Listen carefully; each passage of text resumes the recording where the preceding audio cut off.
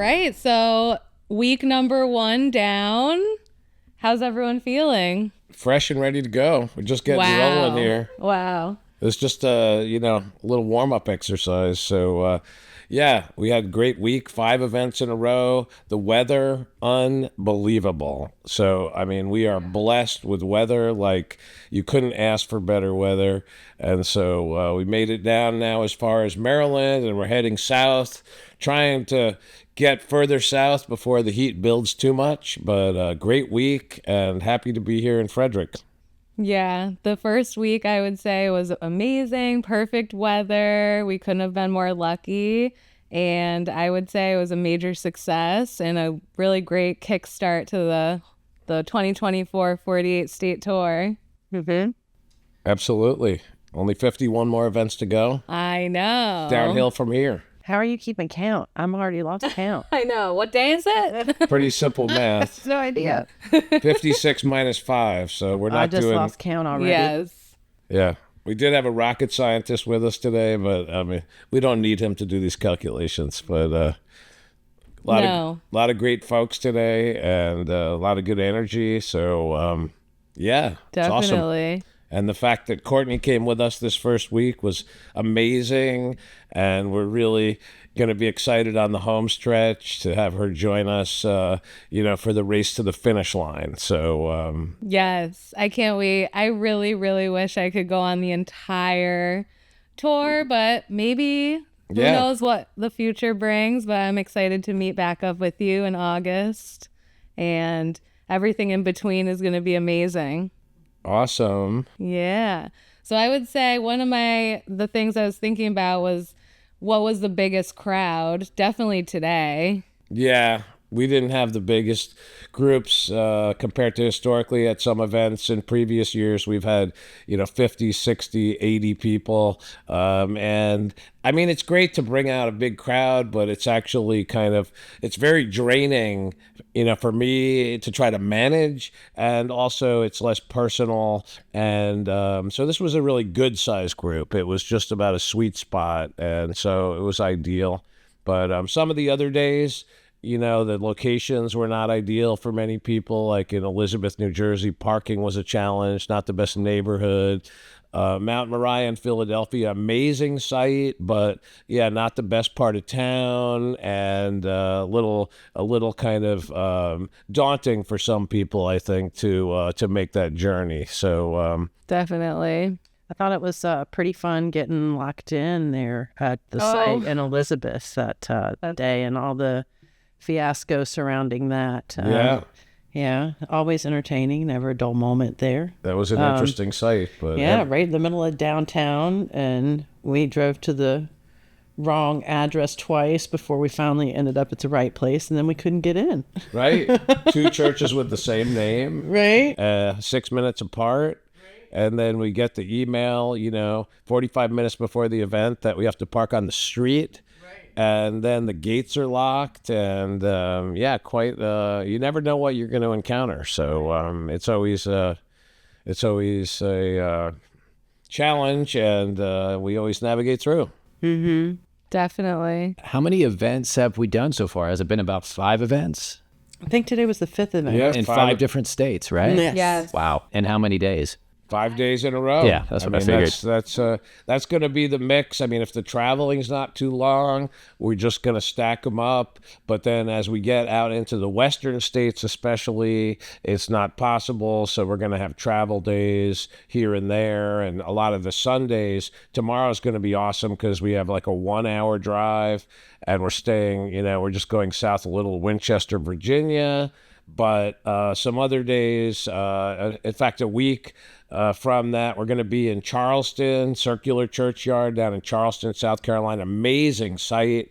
However, on the Sunday, we have quite a long drive to get to Apalachicola, Florida. Another amazing site. But, I avoided going deep into Florida because we could never get out. So, I mean, the thing is, it's 82 days, but it could have easily been 92 or 102. So, I was very focused on finding locations that were, not going to eat up too many extra days driving. So that was the goal. And so that's why some of the selection process was, some of it was based on that, the locations of the events versus, not necessarily the ideal site, but it would be hard to get to the next spot. So anyway, glad to be here and feeling ready to rock and roll, Yes. Where was that first event? I think it was in New Haven, Connecticut, correct? Grove Street Cemetery, New Haven, Connecticut, the oldest planned cemetery in America, right on the edge of Yale's campus. Right. Oh, that was beautiful. Really cool spot there, and we had a great crowd. We had a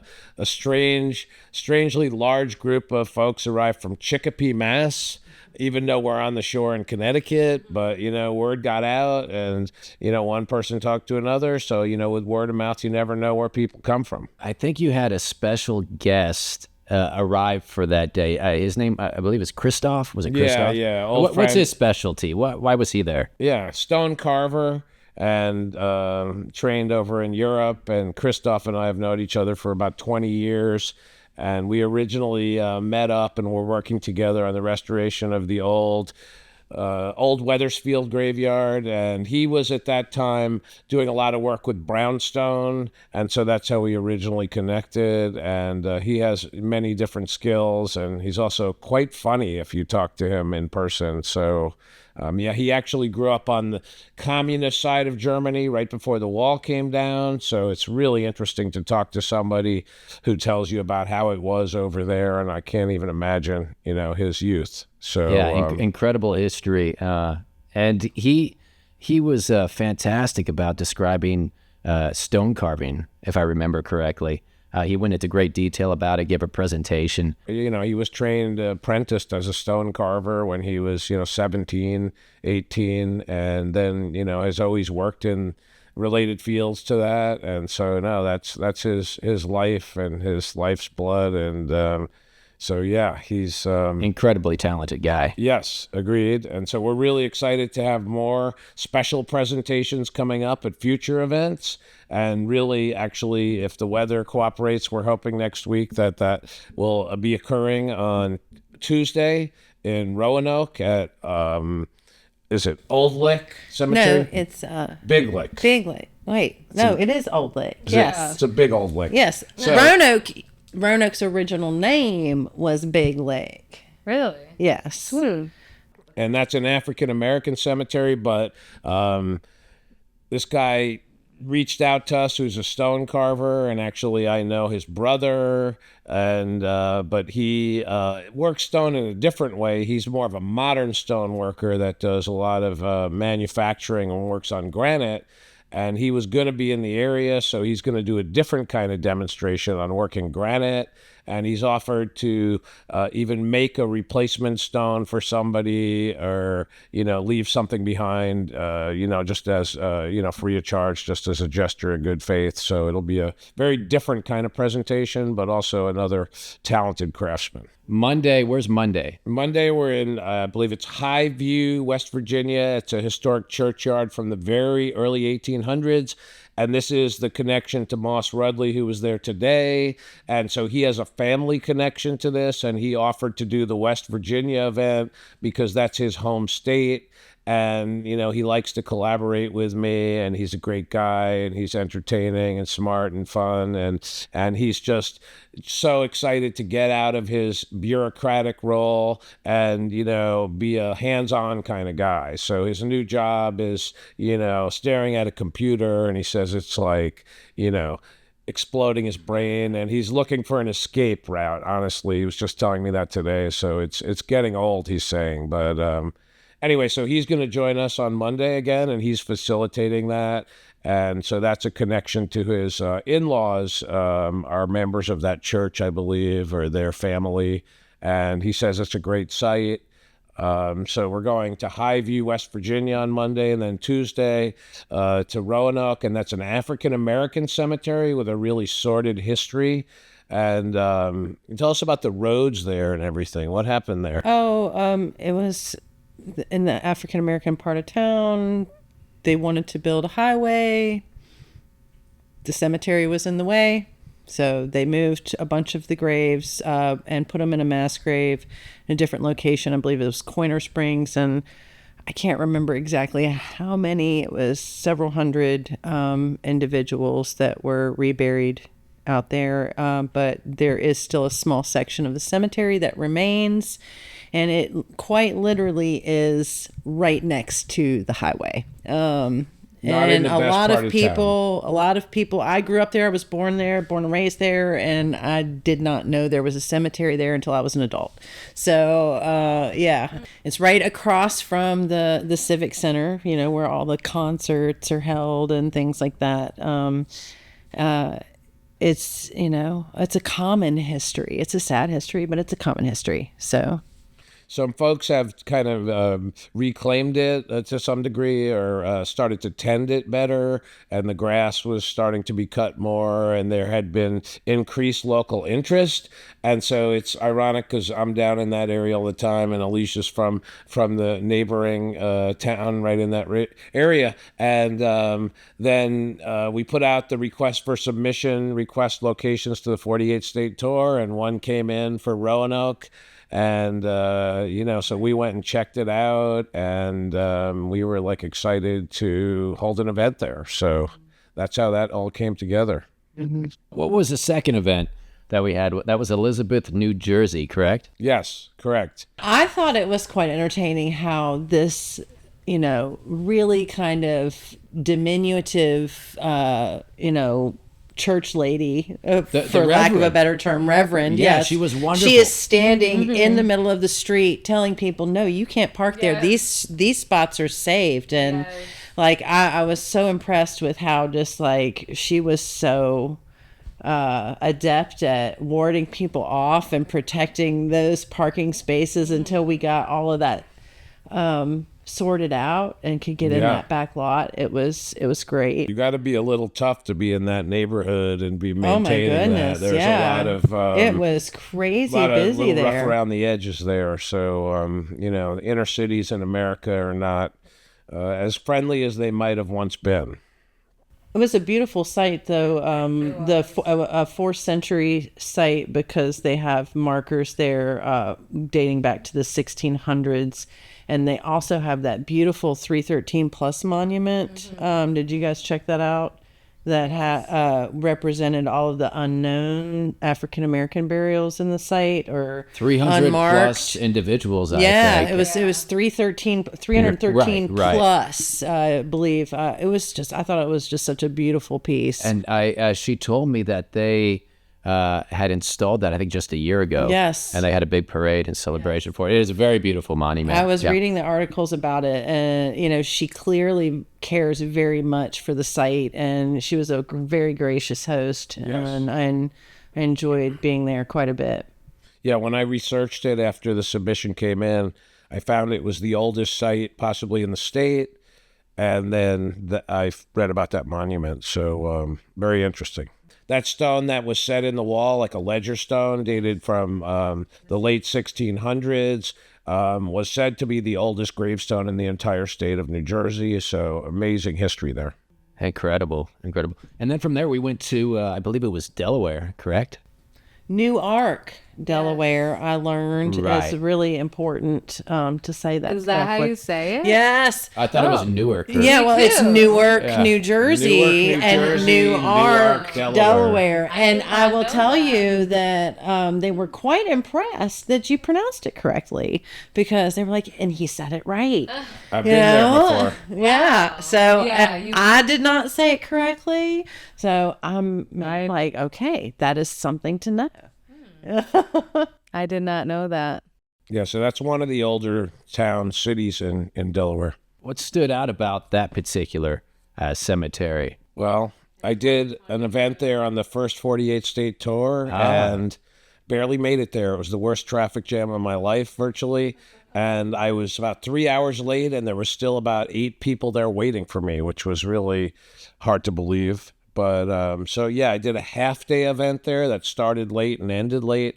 Of course, the first 48 state tour was intended to be 48 events in 48 days, including travel. And so it was kind of like the Herculean Olympics of gravestone restoration. So, I had to add that aspect to it. I still haven't fully given up on that. I'm confident I could pull that off, but I need support on the ground. I need good locations, but, and supplies waiting for me at the site, but I'd still love to do that. I do remember near the end of the day, there was one gravestone that you did repair, and it was a pretty big event. A lot of people stayed to watch that one. Do you remember that one? Wallace Crane came, which was amazing. Yeah. So they brought a tripod, which I used, which has adjustable legs, aluminum. It's a really, really well-made setup. So it was fun to work with them and talk to them about product development also. I have a lot of ideas for the future, and they really were interested, which was awesome. But anyway, the monument itself, it was a kind of pretty typical good-sized marble monument. It was 3 pieces. It had a lower base, an upper base, and then a pretty heavy, robust headstone on top of there that was set in pins. The whole thing was leaning, unstable, and dangerous, and it was likely to topple, and that type of monument could fall on someone and kill them, no joke. And so... Anyway, we took the whole thing apart. We used the tripod. Then I leveled. Actually, the lower base wasn't that bad. It was mainly leaning on the pins, but we did level it out. Then I joined up the second base, went through the process, and then we raised up the headstone back on top. And so we raised up the headstone, and then joined it up to get all together again, and it came out perfectly. So it was a rewarding project there, and it seems like we do 3 or 4 stones, and I always want to do more, but the day is pretty short, and a lot of time the people are not really that proactive, and they're often not the most able-bodied people. So a lot of people like to watch and learn, and I'm happy to demonstrate. So it was a great event. Yeah, that was a fantastic day. Really beautiful setting. And then the next event after that, I believe it was Philadelphia, right? Yeah, that's unforgettable. What a situation they yesterday. have there. That was yesterday. Seems like so long ago. Right.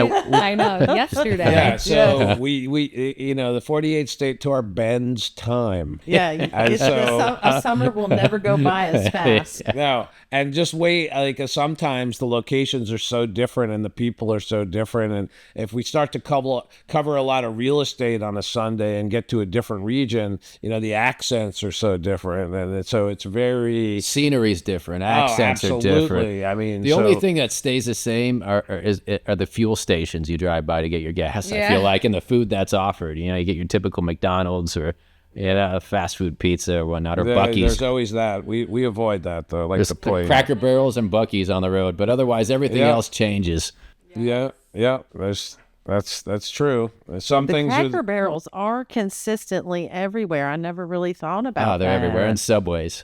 Yeah. Subway. Yeah. Never thought of that. But yeah, that cemetery. What was the name of it? Mount Moriah. Is it the largest in Pennsylvania? It seems that is untrue based on the latter information, but that it was said to be based on something that got online, but it's one of those things that somebody said that it was bigger than it was and it got repeated. And if that was true, then it would be, but then the reality is it's not, but it's kind of irrelevant. It's very, very large, and it's just kind of in scary condition there. So, there's some great folks there trying to do what they can, but it's, it's a bit overwhelming, honestly. So, they think they've reclaimed a good part of 50 acres out of most of 200, but, there's huge numbers of monuments fallen even within those areas. And, there's sections right next to where we were, you couldn't even see anything in them. It was like a cornfield. So, it seemed endless, the fields and the hills. And I know just from flying the drone, how it's just super extensive, that particular area. And you can see the city skyline of Philadelphia in the distance, but it's just beautiful. It's just a beautiful place, and it deserves to be preserved and restored. Exactly. But, 12 dedicated volunteers, I mean, 120 wouldn't be enough. But, 12, I mean, it's kind of like, okay, it's, all I can say is that it's a labor of love, and, God bless them, but it's like, it's going to cause burnout, and it's an overwhelming task.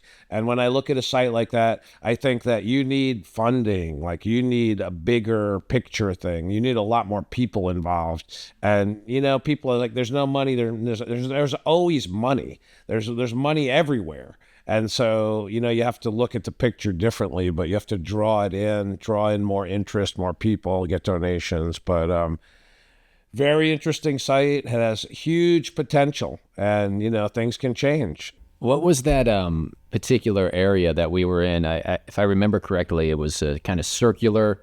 Yes. There was a big gravestone in the middle. What do you call it? It was a large column with a capital on top, and then with the, Mason's compass and, symbolism. And it was a significant Mason who was buried there, obviously, and also had some direct connection to, I believe, running the cemetery. There was something was intertwined there. The guy, John, who was the point person there and one of the, most dedicated volunteers, clearly had a family history connecting him with the cemetery, with his great-grandfather or grandfather. I believe his great-grandfather was a caretaker and had lived in the house or something. So he had a pretty direct connection there that somehow drew him in. He'd been involved since 2019, which would be just before COVID. So, they're doing great work there, and hopefully they'll get more volunteers. But, I'm just saying 12, dedicated volunteers and 200 acres, you can do the math. So it's a tough challenge, but it's a noble quest. Certainly. Today, where are we? We're in Frederick, Maryland. How was?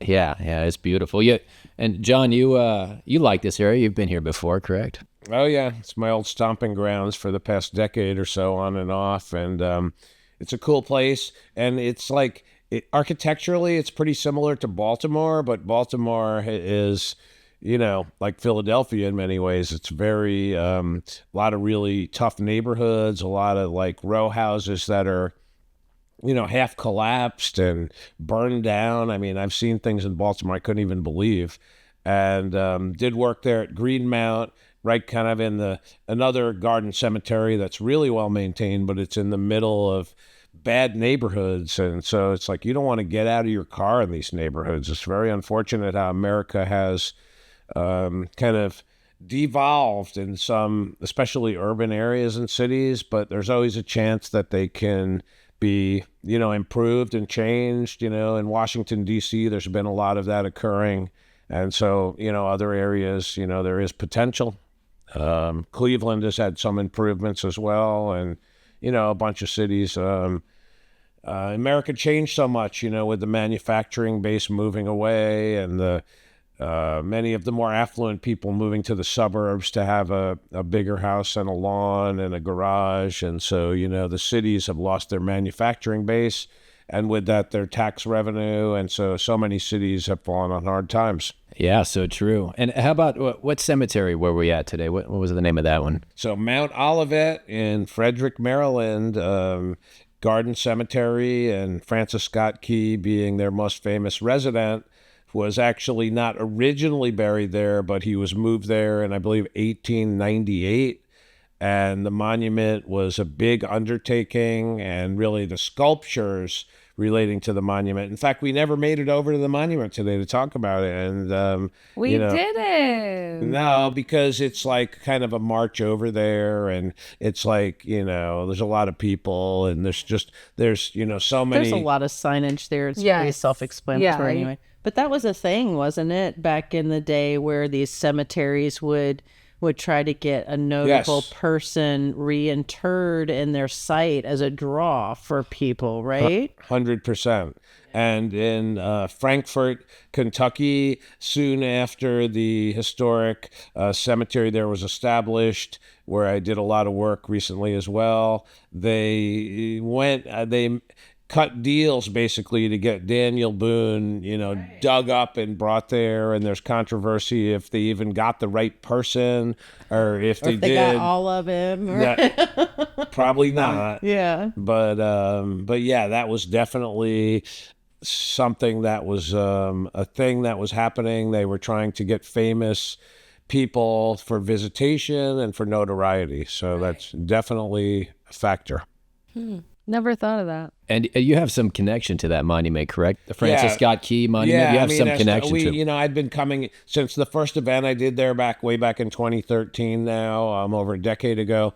Every time you drive by the entrance, you see the monument. And of course, I was interested in it and, did some research and learned more about it. And then I started to get more involved there, and I had done different events and training workshops and started to do some other restoration efforts. In fact, the most recent and the last thing I did there was it was all due to storm damage, but a beautiful statue, it was under a tree, a marble statue on top of a granite monument, and in a storm, it broke the head off, and then one thing led to another. Anyway, I put the head back on that, and I wanted to go by there today, and we never made it in the basement also to see the original Francis Scott Key stones. There just wasn't enough time. Downtime tomorrow. True. Mm-hmm. Yeah, tomorrow, first day we off. could take some candid footage if you want. Oh, that's true. Definitely.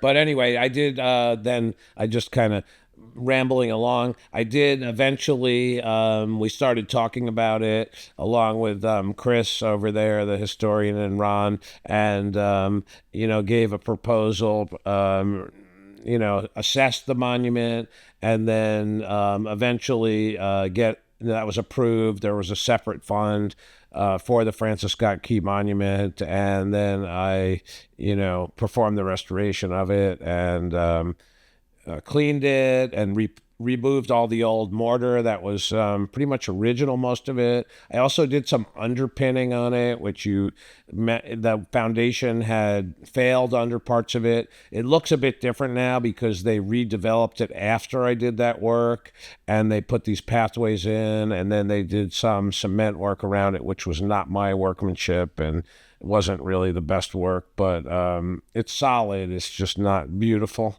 But anyway, I was happy to be involved and do the restoration of that monument. So I was actually above it on a boom lift and re-waxing the whole thing. And I have some amazing photos that I took from being on the top of there. And also, that's a whole nother story, that when you run a boom lift, like, they won't run on an angle. Like, the older ones would, and maybe it would eventually tip over if you pushed your luck. But the new ones won't. They're all electronic.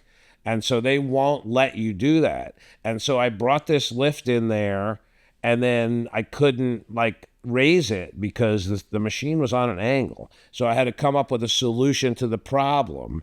And so the solution that I came up with was to dig a trench for one wheel so that I had the lower wheel on plywood, but the other wheel, I drove it in deeper and deeper. So I physically dug a trench about a foot or more deep so that I could level out the whole machine and get it close to the monument. And it worked flawlessly. At the end, I had to regrade it all, but, And let's be clear. So this work you did on the Francis Scott Key Monument, this wasn't today. What year was this? It was a couple of years ago. Yeah, it went on for a bit of time because I kept just so coming everybody back. knows, we didn't do all that today. That was right. that was a couple of years ago. We did work hard today. John worked hard restoring a couple of gravestones, but he did not work on the monument. Right. Yeah. Today was easy because we had other workers, so I was kind of cruising today. Today was like almost a soft day. It was like almost an off day. Kind of, because you had your a good friend there who gave a presentation. correct? Exactly. He's great. Nickname is Moss? Yeah, Moss Rudley, and it's a perfect name, Moss, for someone who's cleaning stones, removing moss. Is that his full name? That's all I know him by. I've known him for 20 years. He goes by, I mean, wow. I don't know. There might be some other part of it that's hidden, but He's very knowledgeable. yes. Yeah, he's is very much like yourself. Did you two learn in the same area, or? I mean, we have overlapping knowledge and we kind of gained it in different ways, but I mean, we both are self-taught in many respects. I know Moss really well, and actually what he primarily went to school for was cooking.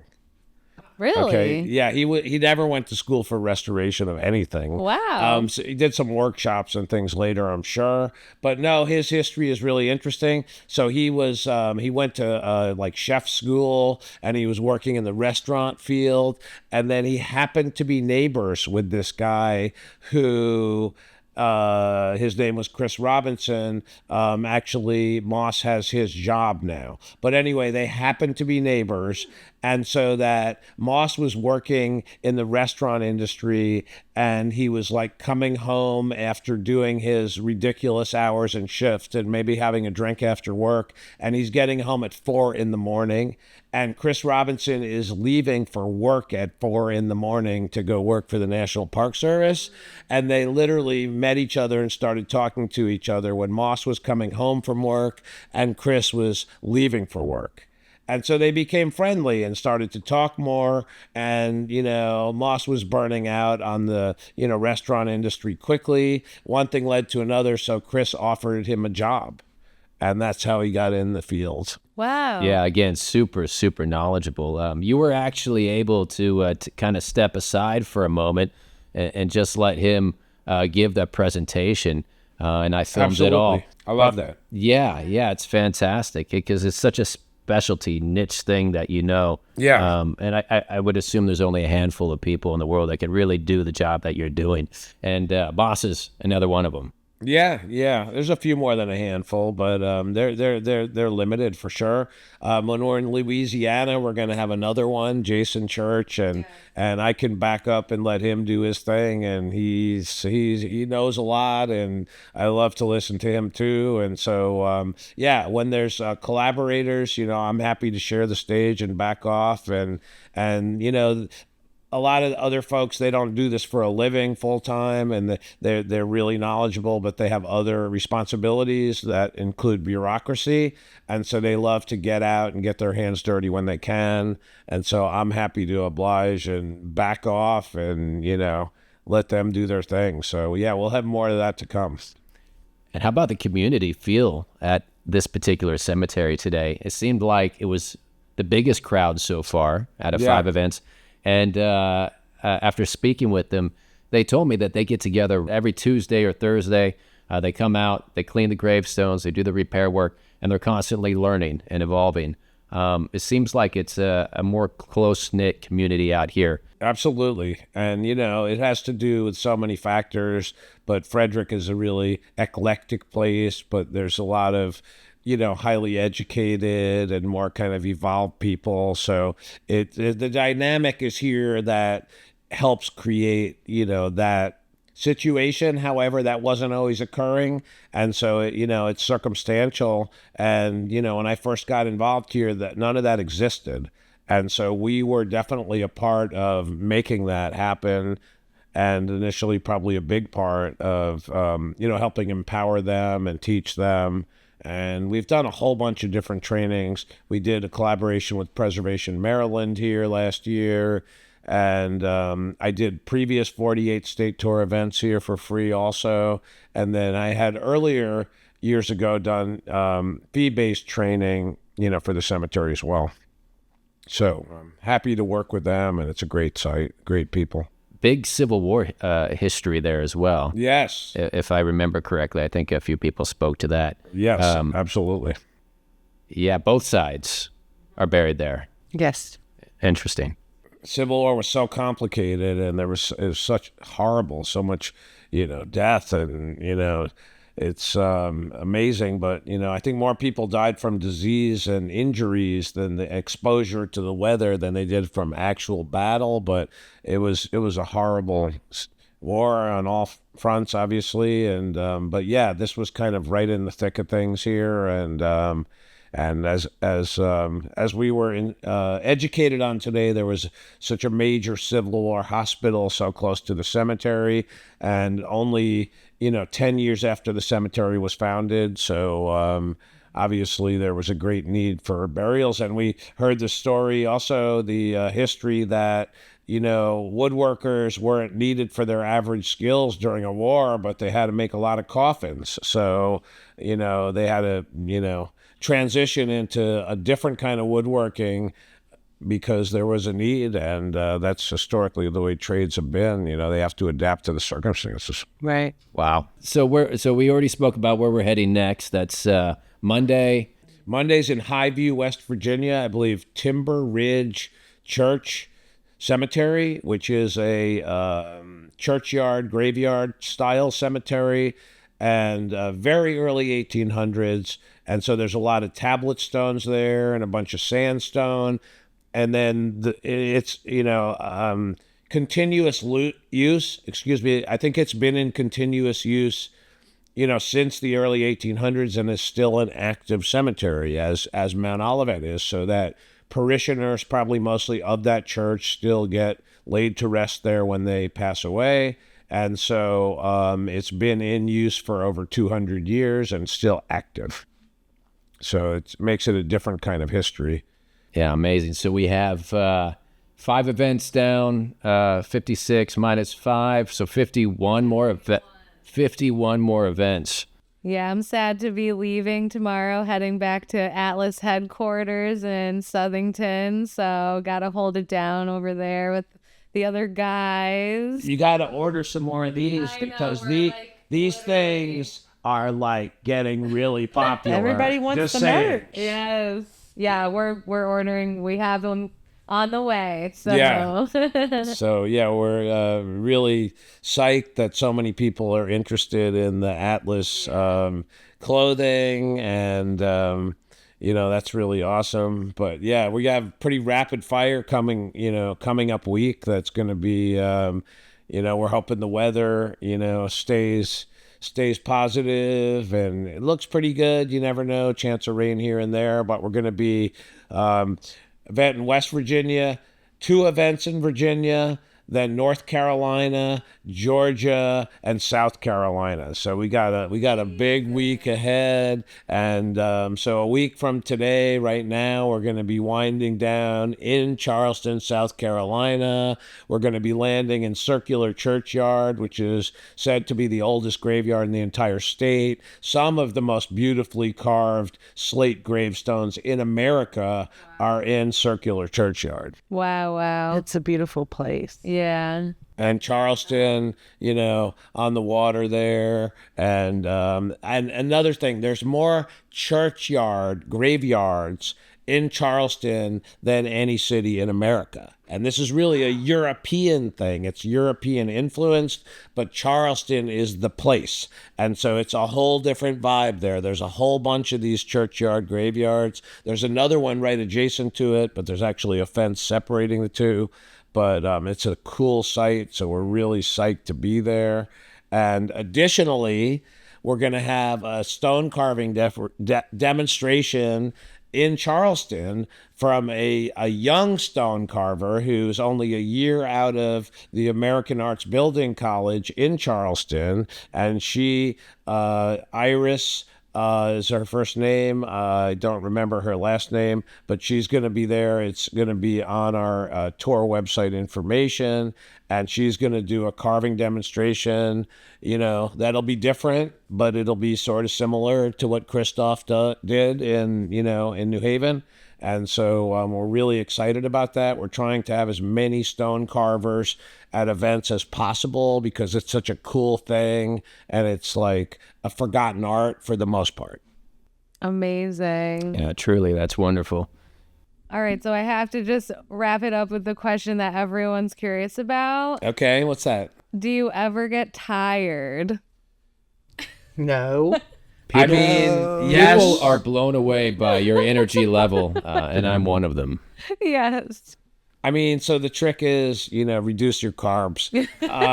So like, I mean, it's a combination of things, but yeah, I mean, eventually, but not easily. So, I don't know. Like, I have a lot of endurance. Passion. That too. I mean, enthusiasm gives you energy too. But endurance. But I eventually get tired, but it's usually about midnight. And I mean, I got to do a lot of stuff before that. So, but yeah, I don't know. I've always had a lot of energy, a lot of drive, a lot of ambition, and try to stay really fit. And, that's a big factor. When I was planning the tour, I started gaining weight because I wasn't as active, and I felt that coming on. I was like, oh my God, I'm going to end up like one of those guys where their belly's hanging out over their belt, and they got to like pull the belt in tight, and, tuck in the shirt to hold in the stuff coming out. And, I mean, I felt it coming on. I mean, it like happens quick. I'm just saying, that hurts like, my feelings because you were eating my cooking. Yeah. I mean, I love you cooking, baby. Your cooking's the best, but Well, I'm going to take it as a compliment. So it was the activity level. So I was planning the tour, and I'm like crunching the like locations. You and were trying snacking. You were just sitting there, just like. I know. Like, well, what are you gonna do if you're sitting there staring at a computer for 10 hours? I need a location there.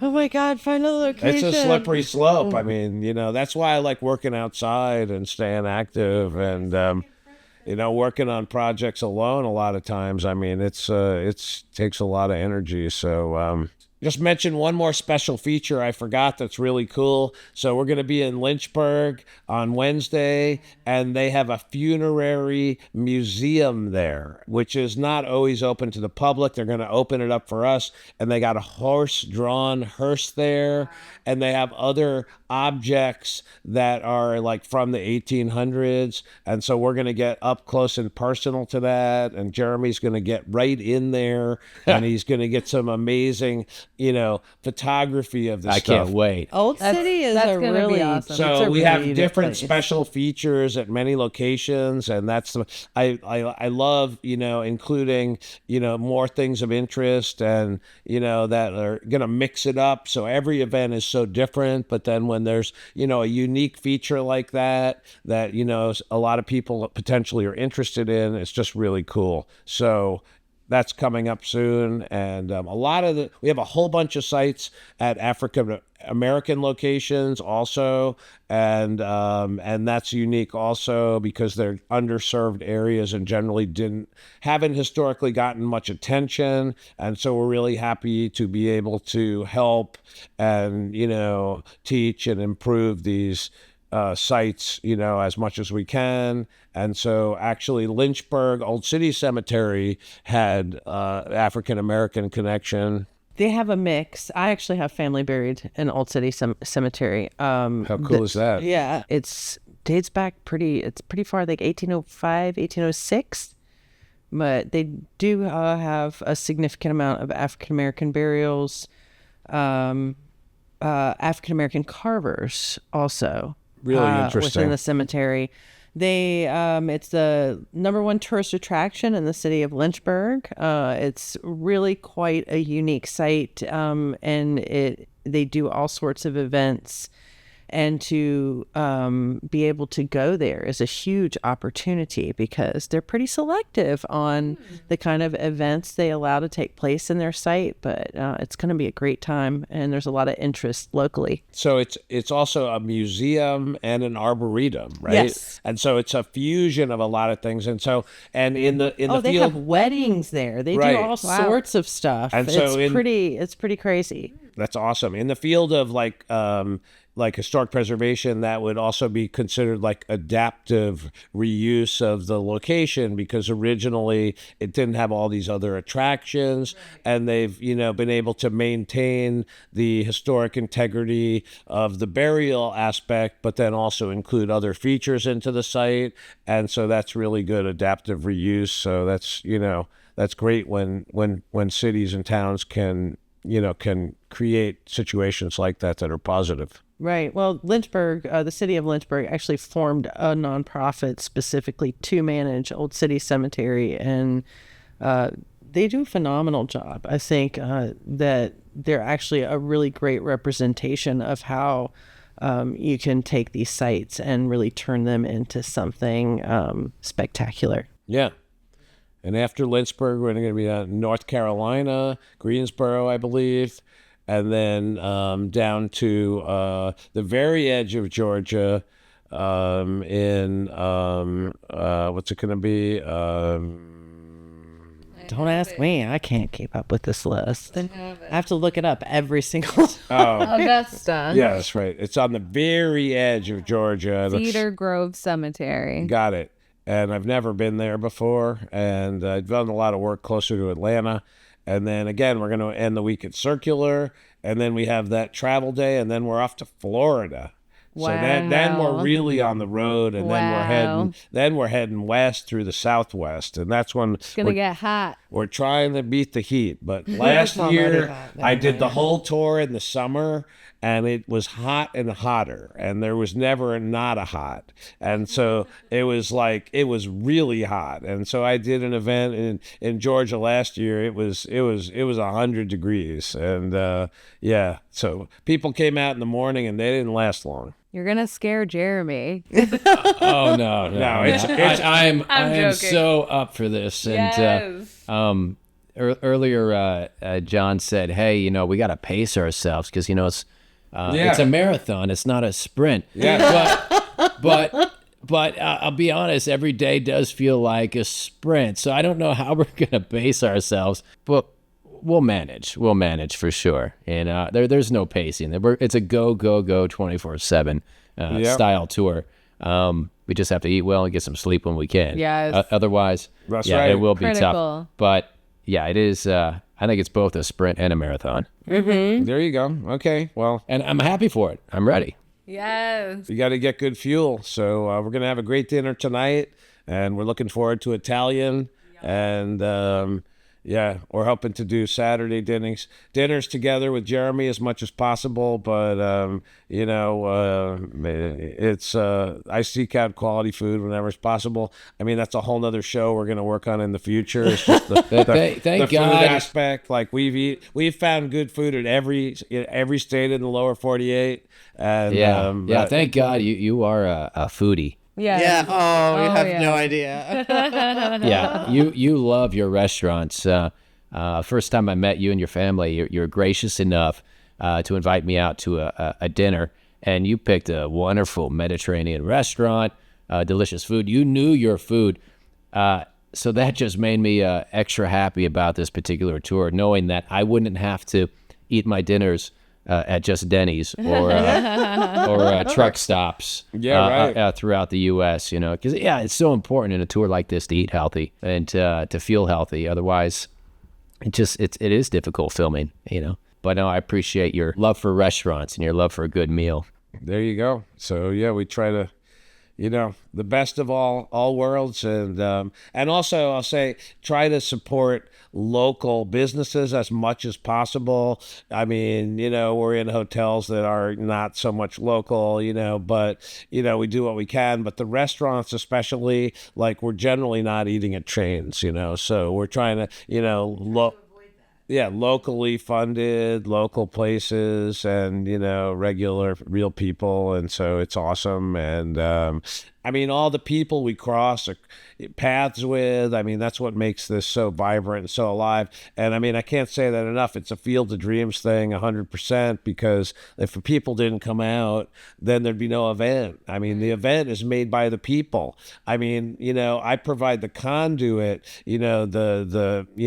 teach people, fix a few stones. But if nobody's there, whatever. So the whole thing is people have to be there that care to participate. That's what makes the events.